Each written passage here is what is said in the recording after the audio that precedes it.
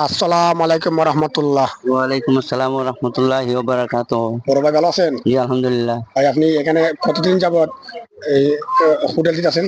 70 বছর থেকে বিএনপি সরকারের আমলে দিয়েছিলাম, এখন আবার আওয়ামী লীগ আসলো, আওয়ামী লীগ আবার চলে গেল, আবার বিএনপি আসতেছে। মানে বাজার শুরু থেকে এই পর্যন্ত এখনো আপনি আছেন? জি জি জি।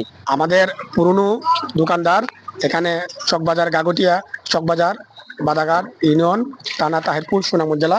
আপনারা দেখতে পাচ্ছেন নিখুঁত ভাবে তিনি কারিগরি 17 থেকে 18 বছর যাবত এখানে কাজ করতেছেন।